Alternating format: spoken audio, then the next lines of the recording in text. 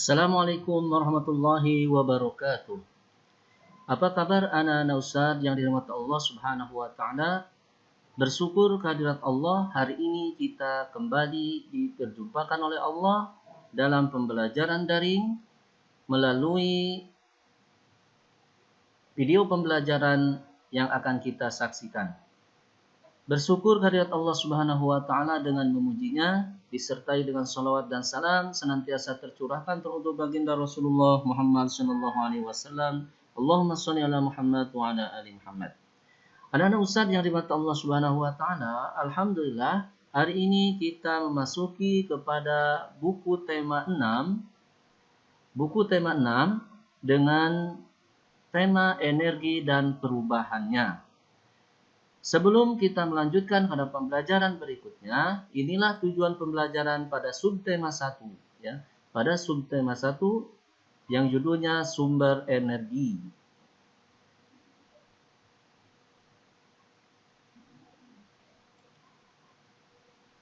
Subtema 1, sumber energi.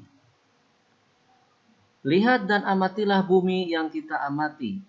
Semua diciptakan Allah untuk kelangsungan hidup manusia. Di bumi ada matahari, air, udara, tumbuhan, dan hewan. Semuanya bermanfaat bagi manusia. Benda-benda tersebut menghasilkan energi. Apa itu energi? Bagaimana energi diperoleh? Bagaimana cara manusia memanfaatkan energi? Apakah energi akan habis? Bagaimana agar energi tidak cepat habis? Masih banyak lagi pertanyaan-pertanyaan lain tentang energi. Nah, untuk itu, menjawab pertanyaan itu, marilah kita sama-sama menemukan informasi yang terdapat pada teks berikut. Menemukan informasi dari teks tentang matahari sebagai sumber energi untuk menjawab pertanyaan-pertanyaan tadi. Ya, paling tidak ada 2 pertanyaan yang akan kita jawab di subtema 1 ini.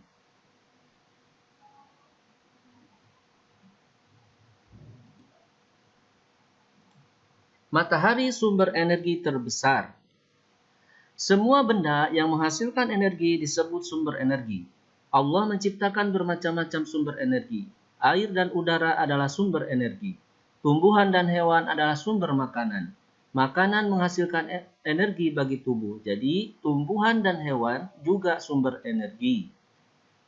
Sumber energi lainnya yang ada di bumi adalah matahari. Matahari menghasilkan energi cahaya dan panas. Cahaya dan panas matahari merupakan sumber kehidupan di bumi.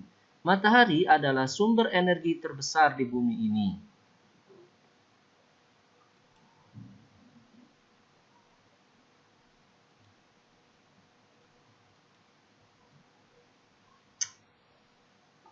Tanpa matahari, tumbuhan tidak dapat melakukan fotosintesis. Dari proses fotosintesis dihasilkan makanan dan oksigen. Makanan dan oksigen sangat penting bagi kelangsungan hidup manusia dan makhluk hidup lainnya. Selain membantu proses fotosintesis, sinar matahari juga merupakan sumber energi listrik. Melalui pembangkit listrik tenaga surya atau PLTS, energi cahaya matahari diubah menjadi energi listrik. Salah satu PLTS terbesar di Indonesia terdapat di Kabupaten Karangasem, Provinsi Bali. Ini adalah contoh daripada PLTS yang ada di Indonesia, yaitu di Karangasem, Bali. Baik anak-anak Ustaz yang dirahmati Allah Subhanahu wa taala, informasi yang dapat kita temukan dari teks matahari sumber energi adalah sebagai berikut. Yang pertama, semua benda yang menghasilkan energi disebut sumber energi. Ini terdapat pada paragraf pertama. Air, udara, tumbuhan, dan hewan adalah sumber energi. Sumber energi lainnya yang ada di bumi adalah matahari. Matahari adalah sumber energi terbesar di bumi. Tanpa matahari, tumbuhan tidak dapat melakukan fotosintesis. Selain membantu proses fotosintesis, sinar matahari juga merupakan sumber energi listrik. Jadi, sumber-sumber informasi ini terdapat pada teks dengan judul teks matahari sumber energi. Ini adalah informasi yang kita dapat dari teks matahari sumber energi. Jadi langkah-langkahnya sudah disampaikan pada buku tema 5, bagaimana kita bisa menghasilkan atau bisa mendapatkan informasi dari sebuah teks. Di antaranya kita harus membaca dengan cermat, kemudian mencatat kalimat-kalimat yang penting, kata-kata yang belum kita ketahui. Itu di antara langkahnya. Dan ini bisa membentuk sebuah paragraf. Informasi dari sebuah teks itu bisa kita dijadikan sebagai paragraf. Seperti ini menjadi sebuah paragraf, dan ini merupakan rangkuman ya. Ini bisa disebut dengan rangkuman dari sebuah teks. Baik, kita lanjutkan ananda yang dimurkai Allah Subhanahu wa taala. Menemukan kata-kata baru dalam teks tentang energi. Tadi dalam wacana matahari sumber energi dapat kita ketahui beberapa kata yang belum kita ketahui juga ya. Ada yang kita ketahui, ada yang belum. Nah, contohnya seperti ini.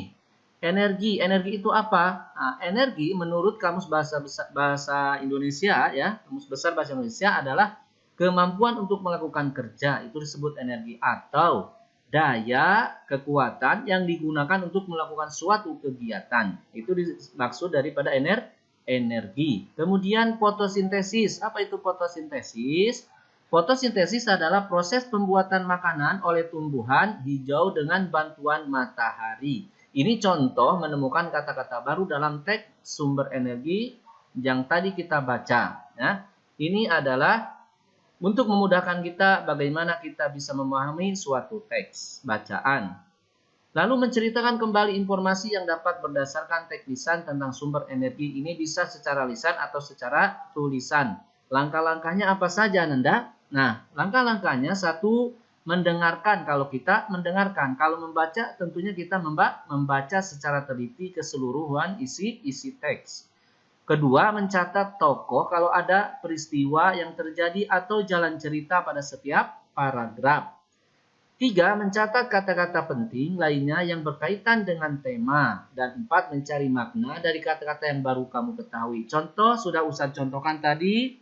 Nah, daripada mengambil informasi-informasi dari setiap paragraf dalam teks matahari sebagai sumber energi. Kemudian menemukan kata-kata baru. Itu adalah caranya untuk bisa kita menceritakan kembali isi teks tertentu. Selanjutnya, nada yang dimurkai Allah Subhanahu wa taala, bagaimana kita memanfaatkan sumber air dengan baik? Nah, karena air tadi disebutkan sebagai sumber energi. Ini bisa Anda lihat di buku tema halaman 17 ya. Silakan Anda baca wacananya, dan pada video pembelajaran ini Ustadz hanya menyampaikan manfaat atau bagaimana sih kita memanfaatkan dari sumber air dengan baik. Di antaranya memanfaatkan sumber air dengan baik itu, satu, menjaga ketersediaan air agar tetap ada dan lestari. Dua, menjaga kelangsungan hidup dan aktivitas makhluk hidup. Tiga, tanpa air, makhluk hidup tidak dapat bertahan hidup untuk waktu lama. Untuk jelasnya lihat, buka buku tema halaman 17 dalam wacananya ya. Ini hanya kisi-kisinya untuk menjaga atau memanfaatkan sumber air dengan baik. Ini adalah kewajiban kita untuk memanfaatkan atau hak kita untuk memanfaatkan sumber air dengan baik. Selanjutnya nada yang dimurkai Allah Subhanahu wa taala. Lalu bagaimana kewajiban kita menghemat energi untuk kelestarian lingkungan? Nah, kita harus mulai menghemat penggunaan sumber energi karena terbatas energi itu. Dengan menghemat energi, kamu dan generasi mendatang dapat terus menikmati sumber energi. Nah, bagaimana caranya Ustadz? Nah, caranya sebagai kewajiban kita untuk menggunakan menghemat energi, diantaranya satu, mematikan lampu saat akan tidur ya, dan itu sunnahnya. Jadi ketika kita tidur, matikan lampu itu. Kemudian kedua, mematikan peralatan elektronik saat tidak memakainya, seperti televisi ya, dan yang lain-lainnya. Kemudian mengajak orang tua menggunakan peralatan listrik yang hemat energi. Dan sekarang sudah dengan teknologi maju, banyak barang-barang elektronik yang hemat energi ya. Itu salah satu kewajiban kita, yaitu menjaga dan melestarikan energi, menghemat energi. Selanjutnya, terbatasnya ketersediaan sumber energi fosil, ya. Bagaimana atau mengapa kita harus hemat energi? Nah, karena keterbatasan ketersediaan sumber energi. Energi yang terbesar tadi adalah matahari. Nah, selain matahari, sumber energi itu yang ada dalam perut bumi itu adalah minyak bumi, ada batu bara atau gas alam merupakan energi fosil yang terbatas. Fosil itu adalah, nah, cari tahu nanti Ananda ya, apa itu fosil.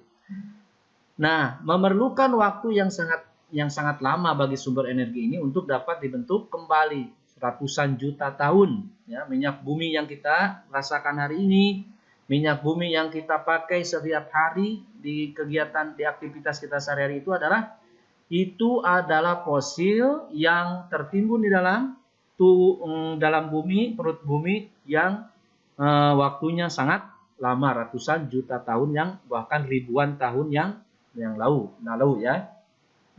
Nah, untuk itu kita harus memenuhi kewajiban untuk menghemat sumber energi yang jumlahnya terbatas. Hal ini karena jika semua sumber energi tersebut habis, kamu akan kesulitan untuk beraktivitas seperti biasa ya.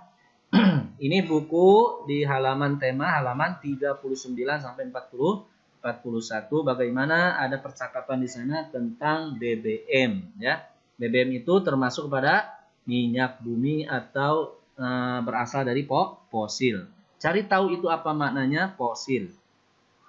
Baik Ananda yang dirahmati Allah Subhanahu wa taala, lalu setelah kita melakukan kewajiban kita menghemat energi, menghemat penggunaan listrik, BBM dan energi-energi lain yang ada di sekitar kita, maka kita pun akan mendapatkan hak-hak kita. Nah, hak-hak kita diantaranya adalah setelah melakukan kewajiban dalam penggunaan energi dengan menghematnya. Kita berhak untuk menggunakan energi secara bebas. Ya. Bebas di sini maksudnya adalah bebas yang bertanggung jawab, tidak seenaknya dewe gitu ya.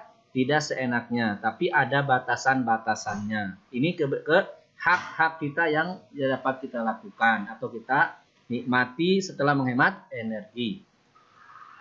Lalu mengenal satuan waktu tidak baku. Nah, apa itu tidak baku? Yaitu tidak sesuai dengan pedoman bahasa Indonesia, itu maksud tidak baku.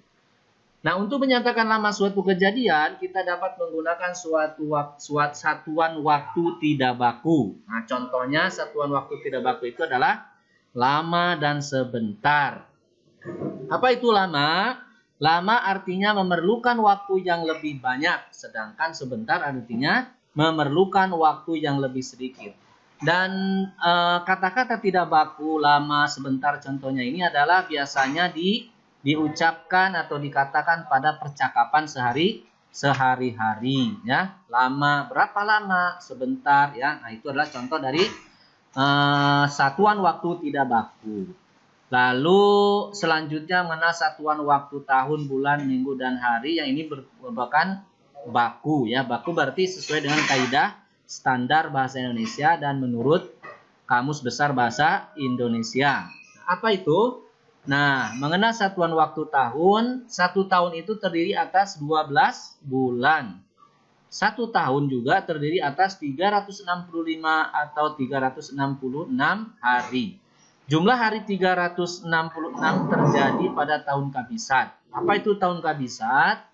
Tahun kabisat itu adalah tahun yang bilangannya habis dibagi 4. Misalnya tahun 2012, tahun 2016, tahun 2020. Nah, itu adalah ciri-ciri dari tahun kabisat. Selain itu, tahun kabisat ada ciri-cirinya bulan Februari misalnya, terdiri atas 29 atau 20. Ada yang dimati Allah Subhanahu wa taala.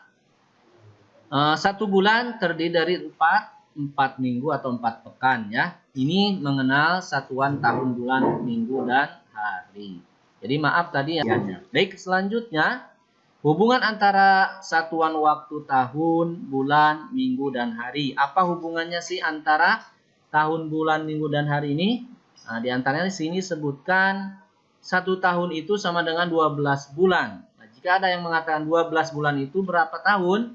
1 tahun. Berarti dia saling berhubungan. Atau orang mengatakan 1 tahun itu berapa hari sih? Nah, 365 atau 366 hari. 1 bulan sama dengan 4 minggu. Dan 1 bulan itu sama dengan 30 hari. Jadi 4 minggu sama dengan 30 hari atau 29 hari. Ini diantaranya adalah hubungan antara satu waktu, tahun, bulan, minggu, dan hari. Ya, ada ini 1 abad, 1 dasawarsa, 1 windu, dan 1 minggu. Ini harus dipahami anak-anak ya. Harus dihafal kalau ini. Karena ini hafalan ini. Karena bukan rumus ya. Nah, baik itu. Hubungan antara satu waktu, tahun, bulan, dan minggu. Selanjutnya, mengenal satuan baku, waktu, jam, menit, dan detik. Nah, ini baku, satuan baku. Tadi kalau lama sebentar itu tidak baku. Kalau baku, kata baku itu sesuai dengan standar atau pedoman aturan Kamus Besar Bahasa Indonesia. Ya, sudah ada dalam kamusnya. Nah, satuan baku, waktu yaitu jam ya. Waktu dan detik. Nah, itu satuan bakunya. Contoh alat ukur waktu yang menggunakan 1 jam, menit, dan detik adalah jam. Ini jam analog ya. Ini contoh daripada satuan baku. Satuan bakunya yaitu jam, waktu, dan detik ya. Nah, ini satuan contohnya jam dinding ini, jam analog namanya. Baik, selanjutnya mengenal satuan baku, waktu, jam, menit, dan detik. Pada jam analog ada jarum pendek dan jarum panjang. Jarum pendek pada jam analog menunjukkan waktu jam, sedangkan jarum panjang menunjukkan waktu menit. Ya, jadi bisa dibedakan jarum jam. Nah itu ya. Nah, jarum pendek menunjukkan antara, lihat di sini ada gambarnya. Jarum pendek menunjukkan antara angka 9 dan 10. Jarum panjang menunjukkan angka 6. Jam di samping dibaca pukul setengah 10 atau pukul 9 lewat 30 menit. Ya, ditulisnya dengan angka 09.30. Nah, itu ya cara penulisannya. Kalau cara bacanya bisa pukul setengah 10 atau pukul 9 lewat 30 menit. Nah, ini adalah contoh daripada waktu, jam, menit, dan detik. Ya. Nah, dalam gambar juga terdapat jarak antara satu angka dengan angka berikutnya. Misalnya dari 12 ke angka 1, itu jaraknya 5. Ya. 5 berarti 5 menit ini. Dan seterusnya. Ini menunjukkan setiap jarak dari satu angka ke angka berikutnya itu kalau dalam menitnya adalah seberapa menit? 5 menit ya. Nah, baik.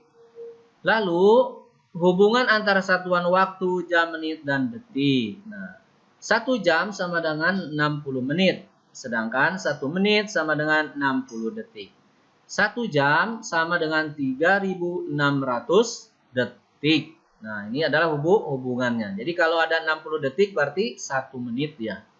Kalau ada 1 jam berarti 60 menit dan seterusnya. Ini hubungan antara waktu, jam, menit, dan detik. Jadi sangat mudah untuk membayangkannya.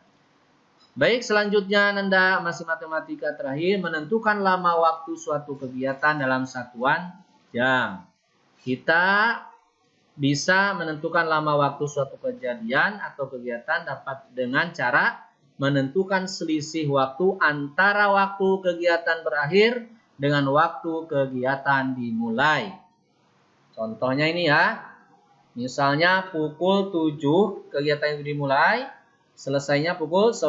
Maka lamanya berapa jam? Kita hitung dari jam 7 sampai jam 10. Berarti 1, 2, 3. Berarti 3 jam ya. Berarti 3 jam. Kemudian hari Senin sampai hari Jumat berapa hari itu? Jumlahnya 5 hari. Nah, bulan Januari sampai Maret itu berapa bulan? 3 bulan. Dari pukul 9 sampai pukul 12 berapa jam? 3 jam. Dan pukul 14 sampai pukul 15.30 itu sama dengan berapa jam, berapa menit? Ya, 1 jam 30 menit. Nah, itu diantara adalah satuan, menentukan lama waktu suatu kegiatan dalam satuan. Baik, ananda yang dirahmati Allah Subhanahu wa taala, ini latihannya. Untuk pertemuan kita hari ini silakan dikerjakan mencari kata-kata yang penting dalam sebuah teks. Ada fosil, BBM, kemudian yang lain-lainnya. Silakan dibaca. Itulah pembelajaran kita pada hari ini. Mudah-mudahan Allah memberikan kemudahan kepada kita untuk senantiasa menuntut ilmu dan juga tentu terus harus belajar. Ya. Kita tutup atau sebelumnya Ustaz mohon maaf apabila dalam penyampaian materi ini kurang jelas atau kurang mohon maaf yang sebesar-besarnya. Silakan anak-anak bisa dibaca bukunya di tema 6, subtema 1 tentang energi dan perubahannya atau sumber energi. Subhanakallah wa bihamdika asyhadu an la ilaha illa anta astaghfiruka wa atubu ilaik. Assalamualaikum warahmatullahi wabarakatuh.